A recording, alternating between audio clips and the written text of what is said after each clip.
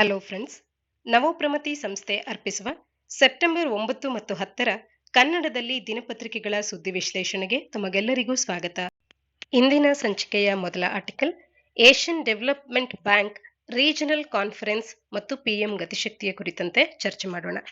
ಸಾಮಾನ್ಯ ಅಧ್ಯಯನ ಪತ್ರಿಕೆ 2 ಮತ್ತು 3ರ ಅಡಿಯಲ್ಲಿ government policies and interventions regional groupings ಅನ್ನುವಂಥ ಪಠ್ಯಕ್ರಮ ಯುಪಿಎಸ್ಸಿ ಮತ್ತು ಕೆಪಿಎಸ್ಸಿಯ ಮುಖ್ಯ ಪರೀಕ್ಷೆಗಳಿಗೆ ಉಪಯೋಗ ಆಗುವಂಥದ್ದಾಗಿರುತ್ತೆ. ಇಲ್ಲಿ 2023ರ ಸಾಲಿನ regional cooperation and integration conference RCI ಅನ್ನುವಂಥ ಒಂದು ಕಾನ್ಫರೆನ್ಸ್ ಅನ್ನ ಏಷ್ಯನ್ ಡೆವಲಪ್ಮೆಂಟ್ ಬ್ಯಾಂಕ್ ಅನ್ನುವಂಥದ್ದು ಆರ್ಗನೈಸ್ ಮಾಡಿದೆ. ಎಲ್ಲಿ ಈ ರೀತಿಯ ಒಂದು ಕಾನ್ಫರೆನ್ಸ್ ಅನ್ನ ಆರ್ಗನೈಸ್ ಮಾಡಲಾಗಿತ್ತು ಏಷ್ಯನ್ ಡೆವಲಪ್ಮೆಂಟ್ ಬ್ಯಾಂಕ್ ನ ಕಡೆಯಿಂದ ಅಂತ ಕೇಳಿದ್ರೆ, ಜಾರ್ಜಿಯಾದ ರಾಜಧಾನಿಯಾದಂಥ ಟಿಬಿಲಿಸಿ ನಗರದಲ್ಲಿ ಈ ರೀತಿಯ ಒಂದು regional cooperation and integration conference ಅನ್ನುವಂಥದ್ದನ್ನ ADB ಅನ್ನುವಂಥದ್ದು ಆರ್ಗನೈಸ್ ಮಾಡಿತ್ತು. ಇಲ್ಲಿ ಭಾರತವು PM Gatishakti national master plan ಅನ್ನ ಶೋಕೇಸ್ ಮಾಡಿರ್ತಕ್ಕಂಥದ್ದು. ಇದರ ಹಿನ್ನೆಲೆಯಲ್ಲಿ ಏಷ್ಯನ್ ಡೆವಲಪ್ಮೆಂಟ್ ಬ್ಯಾಂಕ್ ನ ಬಗ್ಗೆ ಹಾಗೇನೆ ಪಿಎಂ ಗತಿಶಕ್ತಿ ಯೋಜನೆಯ ಬಗ್ಗೆ ತಿಳ್ಕೊಳ್ತಾ ಹೋಗೋಣ. ADB ಅಥವಾ ಏಷ್ಯನ್ ಡೆವಲಪ್ಮೆಂಟ್ ಬ್ಯಾಂಕ್ ಅನ್ನುವಂಥದ್ದು ಒಂದು ಪ್ರಾದೇಶಿಕವಾದಂಥ ಅಭಿವೃದ್ಧಿಗಾಗಿ ಇರ್ತಕ್ಕಂಥ ಬ್ಯಾಂಕ್ ಆಗುತ್ತೆ. ರೀಜನಲ್ ಡೆವಲಪ್ಮೆಂಟ್ ಬ್ಯಾಂಕ್ ಆಗಿದ್ದು 1966ರಲ್ಲಿ ಇದು ಸ್ಥಾಪನೆ ಆಗುತ್ತೆ. ಇದರ ಉದ್ದೇಶ ಸಾಮಾಜಿಕ ಮತ್ತು ಆರ್ಥಿಕವಾದಂಥ ಸ್ಥಿತಿಗತಿಗಳನ್ನ ಬಲಗೊಳಿಸುವಂಥದ್ದು, ಅಂದ್ರೆ ಪ್ರಮೋಟ್ ಮಾಡುವಂಥದ್ದು, ಡೆವಲಪ್ ಮಾಡುವಂಥದ್ದು. ಎಲ್ಲಿ ಅಂತ ಕೇಳಿದ್ರೆ ಏಷ್ಯಾ ಅಂಡ್ ಪೆಸಿಫಿಕ್ ರೀಜನ್ ಅಲ್ಲಿ, ಏಷ್ಯಾ ಮತ್ತು ಪೆಸಿಫಿಕ್ ಭಾಗದಲ್ಲಿ ಬರುವಂತ ರಾಷ್ಟ್ರಗಳ ಸಾಮಾಜಿಕ ಆರ್ಥಿಕ ಅಭಿವೃದ್ಧಿಯನ್ನ ಗಮನದಲ್ಲಿಟ್ಕೊಂಡು ಒಂದು ಪ್ರಾದೇಶಿಕವಾದಂತ ಅಭಿವೃದ್ಧಿಯ ಬ್ಯಾಂಕಿನ ಹೆಸರಿನಲ್ಲಿ ಏಷ್ಯನ್ ಡೆವಲಪ್ಮೆಂಟ್ ಬ್ಯಾಂಕ್ 1966ರಲ್ಲಿ ಜಾರಿಗೆ ಬರುತ್ತೆ ಅಥವಾ ಎಸ್ಟಾಬ್ಲಿಷ್ ಆಗುತ್ತೆ. ಇದರಲ್ಲಿ ಸದ್ಯಕ್ಕೆ ನಾವೇನ್ ಕಾಣಬಹುದು, 68 ಸದಸ್ಯ ರಾಷ್ಟ್ರಗಳನ್ನ ಕಾಣ್ತೇವೆ. ಅದರಲ್ಲಿ 49 ಸದಸ್ಯರು ಏಷ್ಯಾದ ಕಡೆಯಿಂದಲೇ ಬರ್ತಾರೆ. ಇನ್ನ ಏಷ್ಯಾ ಮತ್ತು ಪೆಸಿಫಿಕ್ ನ ಕಡೆಯಿಂದನೇ ಬರ್ತಾರೆ 49 ಸದಸ್ಯ ರಾಷ್ಟ್ರಗಳು, ಮತ್ತು 19 ಸದಸ್ಯರನ್ನ ಇಲ್ಲಿ ಔಟ್ಸೈಡ್ ನಿಂದಲೂ ಕೂಡ ಕಾಣಬಹುದಾಗತ್ತೆ. ಇನ್ನ ಭಾರತದ ವಿಶೇಷತೆ ಏನು ಅಂತ ಅಂದ್ರೆ, one of the founding member ಆಗಿದೆ ಭಾರತ. ಇಲ್ಲಿ ADB ಅನ್ನುವಂಥದ್ದು ತನ್ನ ಸದಸ್ಯರಿಗೆ ಲೋನ್ಸ್ ಗಳನ್ನ ನೀಡುವ ಮುಖಾಂತರ, ಟೆಕ್ನಿಕಲ್ ಅಸಿಸ್ಟೆನ್ಸ್ ಅನ್ನ, ತಾಂತ್ರಿಕ ನೆರವನ್ನು ನೀಡುವಂಥದ್ದು, ಗ್ರಾಂಟ್ಸ್ ಗಳನ್ನ ನೀಡುವಂಥದ್ದು ಮತ್ತು ಈಕ್ವಿಟಿ ಇನ್ವೆಸ್ಟ್ಮೆಂಟ್ ಅನ್ನ ಮಾಡಿಸುವಂತೆ ಸಾಮಾಜಿಕ ಆರ್ಥಿಕ ಅಭಿವೃದ್ಧಿಗೆ ಪ್ರಮೋಟ್ ಮಾಡುತ್ತೆ ADB ಅನ್ನುವಂಥದ್ದು. ಡಿಸೆಂಬರ್ 2022ರಲ್ಲಿ ADBಯ 5 ಲಾರ್ಜೆಸ್ಟ್ ಶೇರ್ ಹೋಲ್ಡರ್ಸ್ ಗಳು ಯಾರ್ಯಾರು ಅಂತ ನಾವು ನೋಡೋದಾದ್ರೆ, ಜಪಾನ್ ಮತ್ತು US ಎರಡು ಕೂಡ 15.6ರಷ್ಟು ಸ್ಟೇಕ್ಸ್ ಗಳನ್ನ ಇಲ್ಲಿ ಹೊಂದಿದೆ. ಚೈನಾ 6.4% ಶೇರ್ಸ್ ಅನ್ನ ಹೊಂದಿದೆ. ಭಾರತ 6.3% ನಷ್ಟು ಶೇರ್ಸ್ ಅನ್ನ ಹೊಂದಿದೆ. ಆಸ್ಟ್ರೇಲಿಯಾ 5.8% ನಷ್ಟು ಶೇರ್ಸ್ ಅನ್ನ ಹೊಂದಿದೆ. ಇದು 2022ರ ಡಿಸೆಂಬರ್ನ ಅಂತ್ಯದಲ್ಲಿ ಇದ್ದಂತ ಒಂದು ಡೇಟಾ ಆಗಿರುತ್ತೆ. ಅಂದ್ರೆ ಭಾರತದ ಶೇರ್ ಹೋಲ್ಡಿಂಗ್ ಎಷ್ಟಿದೆ ಅಂತ ಅಂದ್ರೆ 6.3% ನಷ್ಟು ಶೇರ್ ಹೋಲ್ಡಿಂಗ್ ಅನ್ನ ಭಾರತ ADBಯಲ್ಲಿ ಹೊಂದಿದೆ ಅನ್ನುವಂಥದ್ದು ಗೊತ್ತಿರಲಿ. ಇನ್ನ ಈ ಏಷ್ಯನ್ ಡೆವಲಪ್ಮೆಂಟ್ ಬ್ಯಾಂಕಿನ ಕೇಂದ್ರ ಕಚೇರಿ ಎಲ್ಲಿದೆ ಅಂತ ಹೇಳಿ ಪ್ರಶ್ನೆ ಏನಾದ್ರೂ ಬಂದಾಗ ಗೊತ್ತಿರಲಿ, ಫಿಲಿಪೀನ್ಸ್ ನ ಮನಿಲಾದಲ್ಲಿ ಇರ್ತಕ್ಕಂಥದ್ದು ಏಷ್ಯನ್ ಡೆವಲಪ್ಮೆಂಟ್ ಬ್ಯಾಂಕಿನ ಈ ಒಂದು ಕೇಂದ್ರ ಕಚೇರಿ. ಏಷ್ಯನ್ ಡೆವಲಪ್ಮೆಂಟ್ ಬ್ಯಾಂಕ್ ನ ಬಗ್ಗೆ ತಿಳ್ಕೊಂಡ್ವಿ. ಆರ್ಟಿಕಲ್ ನಲ್ಲಿ ನಾವು ಈ ಒಂದು ಡೆವಲಪ್ಮೆಂಟ್ ಬ್ಯಾಂಕಿನ ಕಾನ್ಫರೆನ್ಸ್ ನ ಬಗ್ಗೆ ಮಾತನಾಡ್ತಾ ಇದ್ವಿ. ಈ ಕಾನ್ಫರೆನ್ಸ್ ನ ಬಗ್ಗೆ ತಿಳ್ಕೊಳ್ಳೋದಾದ್ರೆ, 2023ರ ಕಾನ್ಫರೆನ್ಸಿನ ಥೀಮ್ ಏನಾಗಿತ್ತು ಅಂತ ಮೊದಲಿಗೆ ನೋಡೋದಾದ್ರೆ, ರೀಜನಲ್ ಕೋಆಪರೇಷನ್ ಅನ್ನ ಸ್ಟ್ರೆಂಥನ್ ಮಾಡುವಂಥದ್ದು, ಹಾಗೇನೆ ಎಕನಾಮಿಕ್ ಕಾರಿಡಾರ್ ಡೆವಲಪ್ಮೆಂಟ್ ನ ಮುಖಾಂತರವಾಗಿ ಇಂಟಿಗ್ರೇಟ್ ಮಾಡುವಂಥದ್ದು. ಇದು ಇದರ ಮುಖ್ಯ ಥೀಮ್ ಆಗಿದೆ ಈ ವರ್ಷದಲ್ಲಿ. Strengthening regional cooperation and integration through economic corridor development ಅನ್ನುವಂಥದ್ದು ADBಯ ಕಾನ್ಫರೆನ್ಸಿನ 2023ರ ಥೀಮ್ ಆಗಿದೆ. ಹಾಗೆ ಇದರಲ್ಲಿ ಪಾರ್ಟಿಸಿಪೇಷನ್ ಯಾರೆಲ್ಲ ಇದ್ರು ಅಂತ ಅಂದ್ರೆ 30 ಸದಸ್ಯ ರಾಷ್ಟ್ರಗಳಿಗೂ ಹೆಚ್ಚು ಪಾರ್ಟಿಸಿಪೇಷನ್ ಅನ್ನ ಇಲ್ಲಿ ಕಾಣಬಹುದಾಗಿತ್ತು. ಹಾಗಾದ್ರೆ ಇಲ್ಲಿ ಭಾರತದ ಪಾತ್ರ ಏನಾಯ್ತು ಅಂತ ನೋಡೋದಾದ್ರೆ, ಭಾರತವು ಈ ಒಂದು RCI ಕಾನ್ಫರೆನ್ಸ್ ನಲ್ಲಿ ತಾನು ಇಂಡಿಜಿನಸ್ ಆಗಿ ಈಗ ಡೆವಲಪ್ ಮಾಡಿರ್ತಕ್ಕಂಥ GIS ಬೇಸ್ಡ್ ಟೆಕ್ನಾಲಜಿಯನ್ನ ಆಫರ್ ಮಾಡಿದೆ ADBಯ ಸದಸ್ಯ ರಾಷ್ಟ್ರಗಳಿಗೆ ಮತ್ತು ಸಾಸೆಕ್ ಸೌತ್ ಏಷ್ಯಾ ಸಬ್ ರೀಜನಲ್ ಎಕನಾಮಿಕ್ ಕೋಆಪರೇಷನ್ ಅಡಿಯಲ್ಲಿ ಬರುವಂತ ಕಂಟ್ರೀಸ್ ಗಳಿಗೆ ಭಾರತ ಈ ಒಂದು ಇಂಡಿಜಿನಸ್ ಆಗಿ ಡೆವಲಪ್ ಮಾಡಿರ್ತಕ್ಕಂಥ GIS ಬೇಸ್ಡ್ ಟೆಕ್ನಾಲಜಿಯನ್ನ ಆಫರ್ ಮಾಡಿರ್ತಕ್ಕಂಥದ್ದು. ಈ ಮೂಲಕ ಸಾಮಾಜಿಕ ಆರ್ಥಿಕ ಪ್ಲಾನಿಂಗ್ ಅನ್ನ ಮತ್ತು ರೀಜನಲ್ ಕೋಆಪರೇಷನ್ ಅನ್ನ ಎನ್ಹಾನ್ಸ್ ಮಾಡೋದು ಭಾರತದ ಉದ್ದೇಶ ಆಗುತ್ತೆ. ಹಾಗಾದ್ರೆ PM Gatishakti national master plan for multi modal ಕನೆಕ್ಟಿವಿಟಿಯ ಬಗ್ಗೆ ಕೂಡ ಆರ್ಟಿಕಲ್ ನ ಹಿನ್ನೆಲೆಯಲ್ಲಿ ತಿಳ್ಕೊಳ್ಳೋಣ.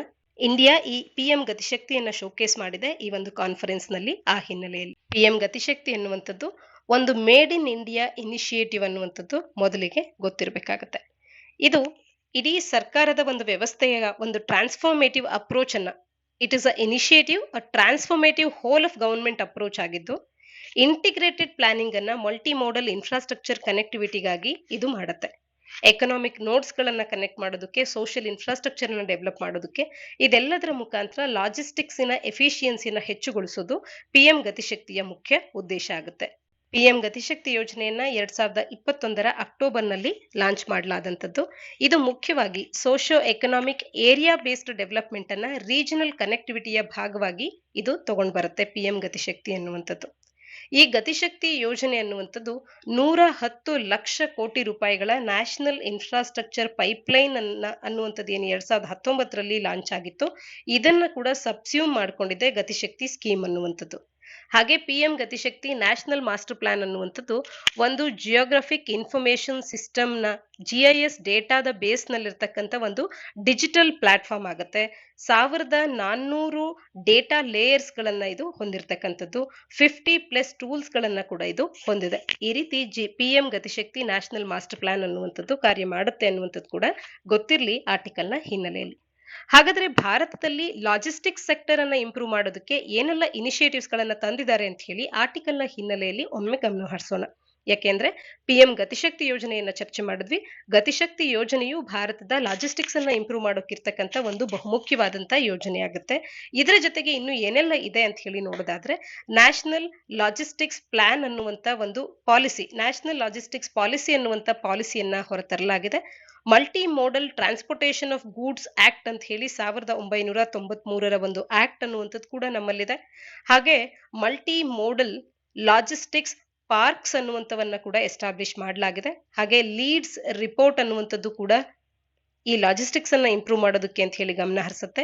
ಡೆಡಿಕೇಟೆಡ್ ಆಗಿರ್ತಕ್ಕಂಥ ಒಂದು ಫ್ರೈಟ್ ಕಾರಿಡಾರ್ಸ್ ಗಳನ್ನ ತರುವಂಥದ್ದು, ಹಾಗೆ ಸಾಗರ್ಮಾಲಾ ಪ್ರಾಜೆಕ್ಟ್ ಆಗ್ಬಹುದು, ಭಾರತ್ ಮಾಲಾ ಪ್ರಾಜೆಕ್ಟ್ ಆಗ್ಬಹುದು, ಇವೆಲ್ಲವೂ ಕೂಡ ಭಾರತದ ಲಾಜಿಸ್ಟಿಕಲ್ ಇನ್ಫ್ರಾಸ್ಟ್ರಕ್ಚರ್ ಅನ್ನ ಹೆಚ್ಚುಗೊಳಿಸೋದಕ್ಕಿರುವಂತ ಇನಿಷಿಯೇಟಿವ್ಸ್ ಗಳಾಗುತ್ತೆ.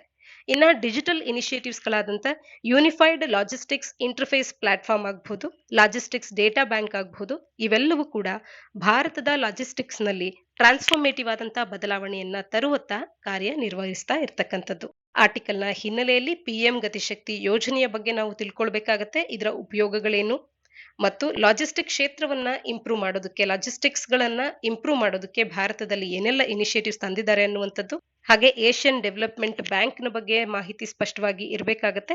ಅದರ ಜೊತೆಗೆ ಇತ್ತೀಚೆಗೆ 2023ರ ಸಾಲಿನ regional cooperation and integration conference RIC ಎನ್ನುವಂತ ಒಂದು ಕಾನ್ಫರೆನ್ಸ್ ಅನ್ನುವಂಥದ್ದನ್ನ ಏಷ್ಯನ್ ಡೆವಲಪ್ಮೆಂಟ್ ಬ್ಯಾಂಕ್ ಅನ್ನುವಂಥದ್ದು ಜಾರ್ಜಿಯಾದ ಟಿಬಿಲಿಸಿ ಕ್ಯಾಪಿಟಲ್ ನಲ್ಲಿ ಇದು ಅರೇಂಜ್ ಮಾಡಿತ್ತು ಅನ್ನುವಂಥದ್ದು ಕೂಡ ನೆನಪಿರ್ಬೇಕಾಗತ್ತೆ. ಈ ಆರ್ಟಿಕಲ್ ನಲ್ಲಿ ನಾವು ಚರ್ಚೆ ಮಾಡಿದಂತಹ ಹಲವಾರು ಫ್ಯಾಕ್ಟ್ಸ್ ಗಳನ್ನ KPSC ನೇರವಾಗಿ ತನ್ನ ಪರೀಕ್ಷೆಗಳಲ್ಲಿ ಕೇಳಬಹುದಾಗಿರುತ್ತೆ. ಇನ್ನು ಒಟ್ಟಾರೆ ಇಡೀ ಆರ್ಟಿಕಲ್ ಮತ್ತು ಲಾಜಿಸ್ಟಿಕ್ಸ್ ಕ್ಷೇತ್ರದ ಕುರಿತಂತೆ ಯಾವುದೇ ಮೈನ್ಸ್ ಪ್ರಶ್ನೆಗಳು ಬಂದಾಗ ಆರ್ಟಿಕಲ್ ನಲ್ಲಿನ ಹಲವಾರು ಅಂಶಗಳು ಅದಕ್ಕೆ ಪೂರಕ ಆಗುತ್ತೆ.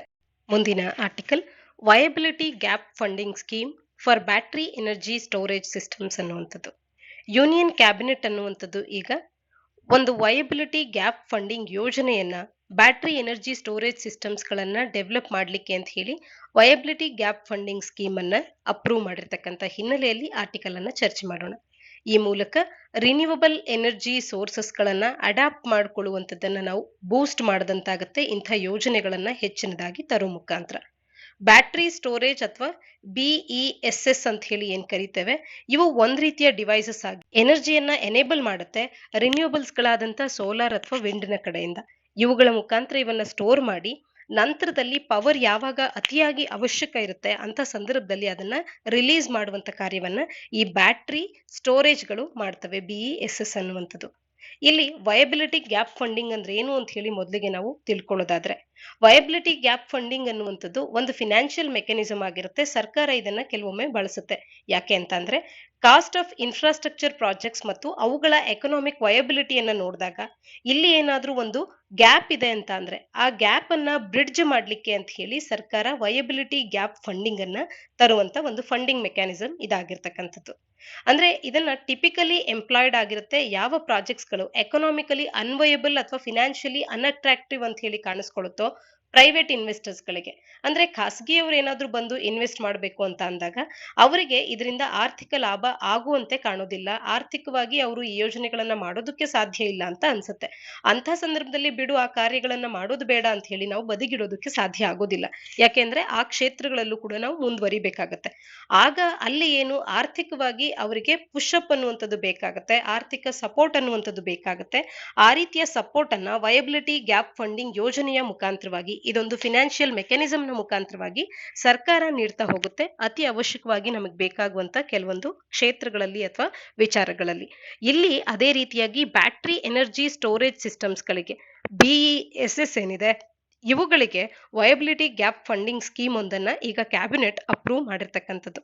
ಸೊ ದಟ್ ಇಲ್ಲಿ ಪ್ರೈವೇಟ್ ಇನ್ವೆಸ್ಟರ್ಸ್ ಗಳು ಸಾಕಷ್ಟು ರೀಸನ್ಸ್ ಗಳಿಂದ ಅವರು ಹೈ ಕ್ಯಾಪಿಟಲ್ ಕಾಸ್ಟ್ ಆಗಬಹುದು, ಲೋ ರೆವಿನ್ಯೂ ಪೊಟೆನ್ಷಿಯಲ್ ಆಗಬಹುದು ಮತ್ತು ಲಾಂಗ್ ಗೆಸ್ಟೇಷನ್ ಪೀರಿಯಡ್ಸ್ ಆಗಬಹುದು, ಇಂಥ ಕಾರಣಗಳಿಗೆ ಅವರು ಹಿಂದೆ ಉಳಿದೇ ಇರಲಿ, ಅದರ ಬದಲಾಗಿ ಈ ಬ್ಯಾಟರಿ ಎನರ್ಜಿ ಸ್ಟೋರೇಜ್ ಸಿಸ್ಟಮ್ಸ್ ಗಳ ಕ್ಷೇತ್ರದಲ್ಲೂ ಕೂಡ ಅವರ ಒಂದು ಕಾರ್ಯ ಅನ್ನುವಂಥದ್ದು ಮುಂದುವರಿಲಿ, ಪ್ರೈವೇಟ್ ಇನ್ವೆಸ್ಟರ್ಸ್ ಗಳ ಪಾಲುದಾರಿಕೆ ಇರಲಿ ಅನ್ನುವಂಥ ಕಾರಣಕ್ಕೆ ಈ ರೀತಿಯ ವಯಬಿಲಿಟಿ ಗ್ಯಾಪ್ ಫಂಡಿಂಗ್ ಮೆಕ್ಯಾನಿಸಮ್ ಅನ್ನ ಸರ್ಕಾರ ಇಂಟ್ರೊಡ್ಯೂಸ್ ಮಾಡಿದೆ ಇದಕ್ಕೆ ಅಂತ ಹೇಳಿ. ಸರ್ಕಾರದ ಈ viability gap funding scheme battery ಸ್ಟೋರೇಜ್ಗಾಗಿ ಏನ್ ಬಂದಿದೆ ಇದರ ಬಗ್ಗೆ ಮಾತನಾಡೋದಾದ್ರೆ, ಗವರ್ಮೆಂಟ್ ಇಲ್ಲಿ 40% ಕ್ಯಾಪಿಟಲ್ ಕಾಸ್ಟ್ ಅನ್ನ ಬಡ್ಜೆಟರಿ ಸಪೋರ್ಟ್ ನ ರೂಪದಲ್ಲಿ ವಯಬಿಲಿಟಿ ಗ್ಯಾಪ್ ಫಂಡಿಂಗ್ ನ ಅಡಿಯಲ್ಲಿ ನೀಡುತ್ತೆ. So that battery storage systems ಗಳ ಕಾಸ್ಟ್ ಅನ್ನ ರೆಡ್ಯೂಸ್ ಮಾಡೋದಕ್ಕೆ ಮತ್ತು ಅವನ್ನ ಹೆಚ್ಚು ಎಕನಾಮಿಕಲಿ ವಯಬಲ್ ಅನ್ನಾಗಿ ಮಾಡೋದಕ್ಕೆ ಇದು ಬಹಳಷ್ಟು ಉಪಯೋಗ ಆಗುತ್ತೆ. ಹಾಗೇನೆ ಈ ಸ್ಕೀಮ್ ಅನ್ನುವಂಥದ್ದು ಸ್ಟ್ರಾಟಜಿಕ್ ಆಗಿ ಡಿಸೈನ್ ಆಗಿದೆ. ರಿನ್ಯೂಯಬಲ್ ಎನರ್ಜಿ ಸೋರ್ಸಸ್ ಗಳಾದಂತ ಸೋಲಾರ್ ಆಗ್ಬಹುದು, ವಿಂಡ್ ಆಗ್ಬಹುದು, ಈ ಎನರ್ಜಿ ಸೋರ್ಸಸ್ ಗಳ ಒಂದು ಪೊಟೆನ್ಷಿಯಲ್ ಅನ್ನ ಹಾರ್ನೆಸ್ ಮಾಡ್ಕೊಳ್ಳೋದಕ್ಕೆ ಅಂತ ಹೇಳಿ ಇದು ಸ್ಟ್ರಾಟಜಿಕ್ ಆಗಿ ಡಿಸೈನ್ ಆಗಿರ್ತಕ್ಕಂಥದ್ದು. ಈ ಮೂಲಕ ಕ್ಲೀನ್, ರಿಲಯಬಲ್, ಅಫೋರ್ಡಬಲ್ ಎಲೆಕ್ಟ್ರಿಸಿಟಿಯನ್ನ ಪ್ರತಿಯೊಬ್ಬ ನಾಗರಿಕನಿಗೂ ನೀಡುವಂಥದ್ದು ಇದರ ಮುಖ್ಯ ಉದ್ದೇಶ ಆಗುತ್ತೆ. ಹಾಗೇನೆ ಈ ಯೋಜನೆ ಅನ್ನುವಂಥದ್ದು ಈ ಸ್ಕೀಮ್ ಅನ್ನುವಂಥದ್ದು ಇದರ ಬೆನಿಫಿಟ್ಸ್ ಅನ್ನುವಂಥದ್ದು ಕನ್ಸ್ಯೂಮರ್ಸ್ ಗಳಿಗೆ ರೀಚ್ ಆಗುತ್ತೆ ಅನ್ನುವಂಥದ್ದನ್ನ ಎನ್ಶೂರ್ ಮಾಡ್ಕೊಳ್ಳೋದಕ್ಕೆ 85% BESS ಪ್ರಾಜೆಕ್ಟ್ ಕೆಪಾಸಿಟಿ ಅನ್ನುವಂಥದ್ದನ್ನ ಡಿಸ್ಟ್ರಿಬ್ಯೂಷನ್ ಕಂಪನೀಸ್ ಗಳಿಗೆ ಅವೈಲಬಲ್ ಆಗುವಂತೆ ಮಾಡುವಂಥದ್ದನ್ನ ಕೂಡ ಇಲ್ಲಿ ನಾವು ಕಾಣಬಹುದಾಗತ್ತೆ. ಒಟ್ಟಾರೆಯಾಗಿ ಈ ಯೋಜನೆಯ ತಂದಿರತಕ್ಕಂತ ಒಂದು ಪ್ರೈಮರಿ ಆಬ್ಜೆಕ್ಟಿವ್ ಏನು ಅಂತ ಅಂದ್ರೆ 4000 MWH ಅಂದ್ರೆ ಮೆಗಾವ್ಯಾಟ್ ಹವರ್ ನಷ್ಟು BESS ಪ್ರಾಜೆಕ್ಟ್ಸ್ ಗಳನ್ನ 2030-31 ಸಾಲಿನಲ್ಲಿ ಅದರ ಒಳಗಾಗಿ ನಿರ್ಮಾಣ ಮಾಡುವಂಥದ್ದು ಇದರ ಮುಖ್ಯ ಉದ್ದೇಶ ಆಗುವಂಥದ್ದು. ಇದರಿಂದಾಗಿ ಭಾರತ ಏನಿವತ್ತು ರಿನ್ಯೂಯಬಲ್ ಎನರ್ಜಿಯನ್ನ ಹಾರ್ನೆಸ್ ಮಾಡಬೇಕು, ಅದರ ಪೊಟೆನ್ಷಿಯಲ್ ಅನ್ನ ನಾವು ಫುಲ್ಲೆಸ್ಟ್ ಗೆ ಬಳಸ್ಕೊಳ್ಬೇಕು ಅಂತೇಳಿ ಅನ್ಕೊಂಡಿದೆ, ಕ್ಲೀನ್ ಎನರ್ಜಿಯನ್ನ ತರುವಂಥದ್ದು ಮತ್ತು ಭಾರತದ ಎಲ್ಲ ನಾಗರಿಕರಿಗೂ ಕೂಡ ಸಸ್ಟೈನಬಲ್ ಗೋಲ್ಸ್ ಗಳನ್ನ, ಗ್ಲೋಬಲ್ ಸಸ್ಟೈನಬಲ್ ಗೋಲ್ಸ್ ಗಳೊಟ್ಟಿಗೆ ಭಾರತೀಯರು ಕೂಡ ಅಲೈನ್ ಆಗುವಂತೆ ಮಾಡಬೇಕು ಅನ್ನುವಂತ ಕನಸನ್ನ ಹೊತ್ತಿದೆ. ಇದಕ್ಕೆ ಈ viability gap funding scheme for battery energy storage systems ಅನ್ನುವಂಥದ್ದು ಪೂರಕವಾಗಿ ಕಾರ್ಯ ಮಾಡುತ್ತೆ. ಮುಂದಿನ article, Quad leaders invited on India's republic day ಅನ್ನುವಂಥದ್ದು. ಭಾರತದ 2024 ಜಾನ್ವರಿ 26ರಂದು ನಾವು ಆಚರಿಸುವಂತ ಗಣರಾಜ್ಯೋತ್ಸವದ ದಿನದ ಆಚರಣೆಯಲ್ಲಿ ಕ್ವಾಡ್ ಗ್ರೂಪಿಂಗ್ ಏನಿದೆ, ಜಪಾನ್, ಆಸ್ಟ್ರೇಲಿಯಾ, ಭಾರತ ಮತ್ತು US ಅನ್ನ ಈ 4 ರಾಷ್ಟ್ರಗಳನ್ನ ಹೊಂದಿರತಕ್ಕಂತ ಕ್ವಾಡ್ ಗ್ರೂಪಿಂಗಿನ ನಾಯಕರನ್ನ, ಜಪಾನ್, ಆಸ್ಟ್ರೇಲಿಯಾ, US ನಾಯಕರನ್ನ ಮುಂಬರುವ ಗಣರಾಜ್ಯೋತ್ಸವದ ದಿನದ ಆಚರಣೆಗೆ ಇನ್ವೈಟ್ ಮಾಡುವಂತ ಒಂದು ಪಾಸಿಬಿಲಿಟಿಯನ್ನ ಆರ್ಟಿಕಲ್ ನಮಗೆ ತಿಳಿಸ್ತಾ ಇದೆ. ಜಾನ್ವರಿ 26 ಕೇವಲ ಭಾರತದ ಗಣರಾಜ್ಯೋತ್ಸವದ ದಿನ ಅಷ್ಟೇ ಅಲ್ಲ, ಅದನ್ನ ಆಸ್ಟ್ರೇಲಿಯಾ ಡೇ ಅಂತ ಕೂಡ ಆಚರಿಸ್ತಾರೆ. First fleet of 11 convict ships ಗಳು ಗ್ರೇಟ್ ಬ್ರಿಟನ್ ನಿಂದ ಅರೈವಲ್ ಆದಂತ ಒಂದು ಆನಿವರ್ಸರಿಯನ್ನ ಆಸ್ಟ್ರೇಲಿಯಾ ಡೇ ಅನ್ನುವಂತ ಹೆಸರಿನಲ್ಲಿ ಅವರು ಆಚರಿಸ್ತಾರೆ. ಹಾಗೇನೆ Union Jack and rising of the Union Jack ಅನ್ನುವಂಥದ್ದು ಸಿಡ್ನಿಯಲ್ಲಿ ಆದಂತ ದಿನ. ಇದೆಲ್ಲದರ ಹಿನ್ನೆಲೆಯಲ್ಲಿ ಅವರು ಈ ಒಂದು ದಿನವನ್ನ ಆಚರಿಸ್ತಾರೆ ಆಸ್ಟ್ರೇಲಿಯಾ ಡೇ ಅನ್ನಾಗಿ. ಕ್ವಾಡ್ ಗ್ರೂಪಿಂಗ್ ಅಂದಾಕ್ಷಣ ನೆನಪಾಗ್ಬಿಡ್ಬೇಕು, ಜಪಾನ್, ಆಸ್ಟ್ರೇಲಿಯಾ, ಇಂಡಿಯಾ ಮತ್ತು US ಈ 4 ರಾಷ್ಟ್ರಗಳು ಸೇರಿ ಇರ್ತಕ್ಕಂಥ 4 ಡೆಮೋಕ್ರಸಿಸ್ ಗಳ ಒಂದು ಗುಂಪಾಗಿದೆ. ಒಂದ್ ರೀತಿಯಾಗಿ ಇದು ಕೌಂಟರ್ ಚೈನಾ ಇನಿಷಿಯೇಟಿವ್ ಅಂತ ಕೂಡ ಕರೆಸ್ಕೊಳ್ಳುತ್ತೆ. ಇದು ಫ್ರೀ ಆದಂತ ಒಂದು ಓಪನ್ ಆದಂತ ಪ್ರಾಸ್ಪರಸ್ ಆದಂತ ಇಂಡೋ ಪೆಸಿಫಿಕ್ ಅನ್ನ ನೀಡುವಂಥದ್ದು, ಇಂಡೋ ಪೆಸಿಫಿಕ್ ರೀಜನ್ ಅಲ್ಲಿ ಫ್ರೀ ಓಪನ್ ಪ್ರಾಸ್ಪರಸ್ ಆದಂತ ಒಂದು ಗ್ರೋತ್ ಅನ್ನ ಕಾಣೋದಕ್ಕೆ, ಅದನ್ನ ಎನ್ಶೂರ್ ಮಾಡೋದಕ್ಕೆ ಇರ್ತಕ್ಕಂಥ ಒಂದು ಗ್ರೂಪಿಂಗ್ ಆಗುತ್ತೆ. ಐಡಿಯಾ ಆಫ್ ಕ್ವಾಡ್ ಅನ್ನುವಂಥದ್ದು ಮೊದಲ ಬಾರಿಗೆ ಜಪಾನಿನ ಪ್ರೈಮ್ ಮಿನಿಸ್ಟರ್ ಆಗಿದ್ದಂತ ಶಿಂಜೋ ಅಬೆ ಅವರ ಕಡೆಯಿಂದ ಬಂದಂಥದ್ದು.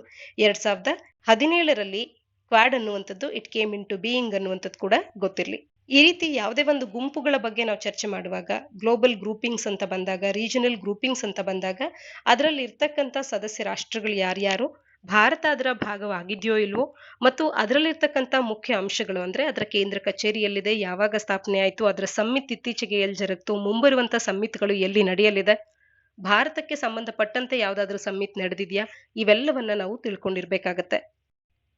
ಮುಂದಿನ ಆರ್ಟಿಕಲ್ ಸಂದೇಶ್ ಆಪ್ಗೆ ಸಂಬಂಧಪಟ್ಟಂತದ್ದು. ಪ್ರಿಲಿಮ್ಸ್ ಮತ್ತು ಕೆಪಿಎಸ್ಸಿಯ ಪರೀಕ್ಷೆಗಳಿಗೆ ಇದು ಪೂರಕ ಆಗುತ್ತೆ.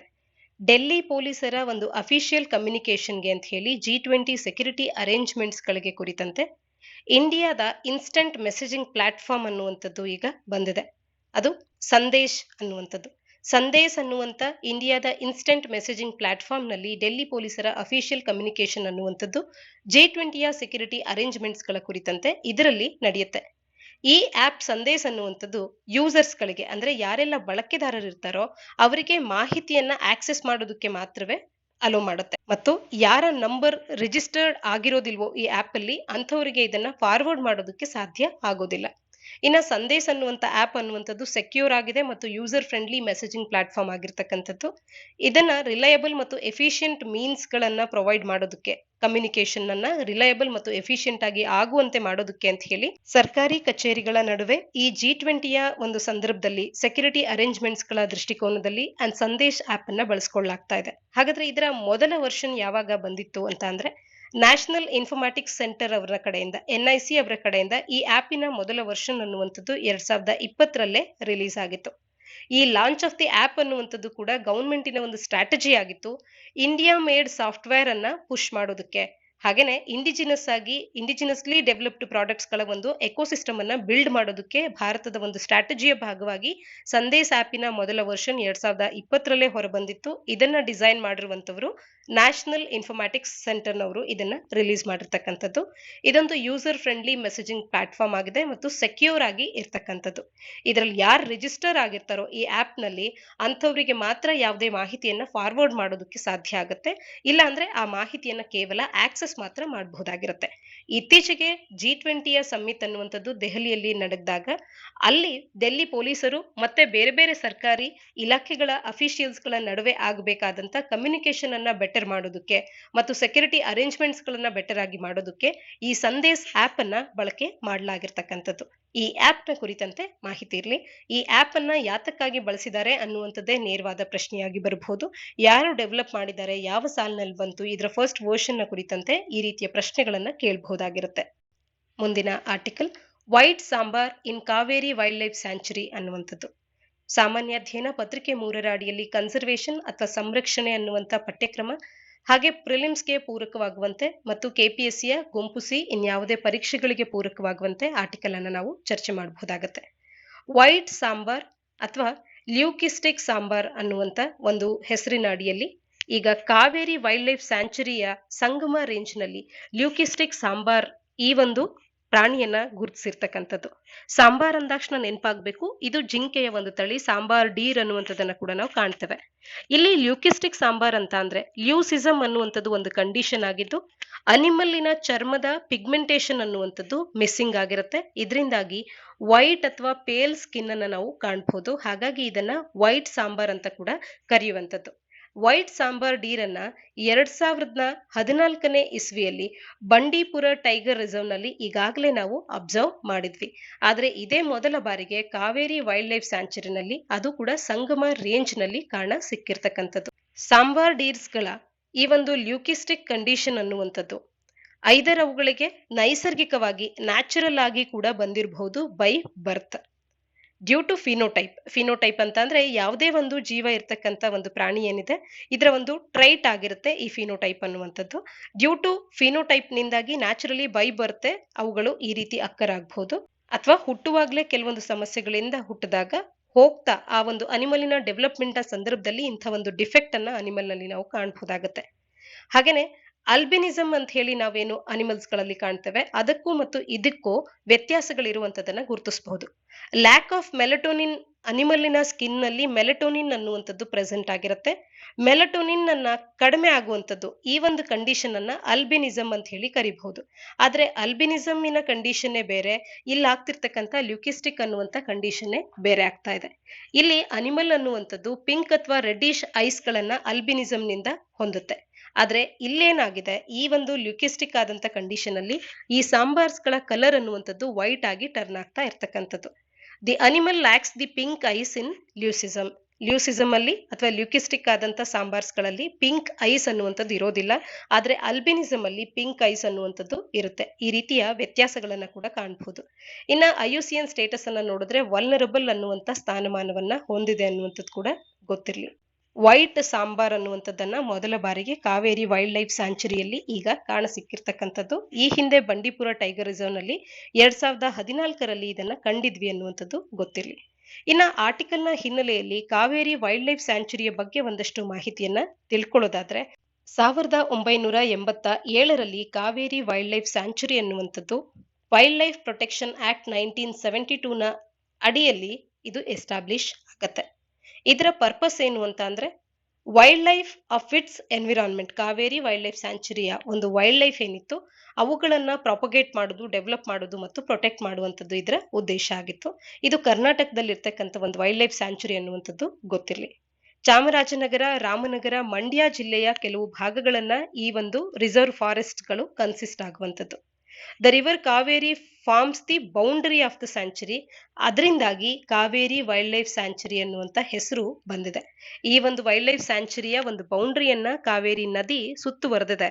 ಇದರ ಕಾರಣಕ್ಕಾಗಿ ಇಲ್ಲಿ ಕಾವೇರಿ ಅನ್ನುವಂತ ಹೆಸರು ಇದಕ್ಕೆ ಬಂದಿರತಕ್ಕಂಥ. ಈ ಕಾವೇರಿ ವೈಲ್ಡ್ ಲೈಫ್ ಸ್ಯಾಂಚುರಿಯ ಸುತ್ತಲಿನಲ್ಲಿ ಕಾವೇರಿ ನದಿಯಿಂದಾಗಿ ಅಲ್ಲಿರುವ ಡೈವರ್ಸಿಫೈಡ್ ಆದಂತ ಅಕ್ವಾಟಿಕ್ ಫಾನವನ್ನ ಕಾಣಬಹುದು. ಪ್ರಿಡಾಮಿನೆಂಟ್ ಆಗಿ ಕ್ರೊಕೊಡೈಲ್ಸ್ ಆಗ್ಬಹುದು, ಆಟರ್ಸ್ ಆಗ್ಬಹುದು, ಹಂಪ್ ಬ್ಯಾಕ್ಡ್ ಮಹಶೀರ್ ಫಿಶ್ ಆಗ್ಬಹುದು, ಇವೆಲ್ಲವನ್ನ ನಾವು ಕಾಣಬಹುದಾಗತ್ತೆ. ಒಟ್ಟಾರೆ ಕಾವೇರಿ ವೈಲ್ಡ್ ಲೈಫ್ ಸ್ಯಾಂಚುರಿ ಅಂದಾಕ್ಷಣ ಚಾಮರಾಜನಗರ, ರಾಮನಗರ ಮತ್ತು ಮಂಡ್ಯ ಜಿಲ್ಲೆಯ ಭಾಗಗಳಿಂದ ಆಗಿದೆ. ಕಾವೇರಿ ನದಿ ಅನ್ನುವಂಥದ್ದು ಈ ವೈಲ್ಡ್ ಲೈಫ್ ಸ್ಯಾಂಚುರಿಯನ್ನ ಸುತ್ತುವರೆದಿರೋದ್ರಿಂದ ಕಾವೇರಿ ಅನ್ನುವಂತ ಹೆಸರು ಇದಕ್ಕೆ ಬಂದಿದೆ. ಇದಿಷ್ಟು ಮಾಹಿತಿ ತಿಳಿದಿರಲಿ. ಇದಿಷ್ಟು ಸಂಚಿಕೆಯ ಸುದ್ದಿ ವಿಶ್ಲೇಷಣೆಯಾಗಿದೆ. ಮುಂದಿನ ಸುದ್ದಿ ವಿಶ್ಲೇಷಣೆಯೊಂದಿಗೆ ಮತ್ತೆ ಸಿಗೋಣ. ಧನ್ಯವಾದ.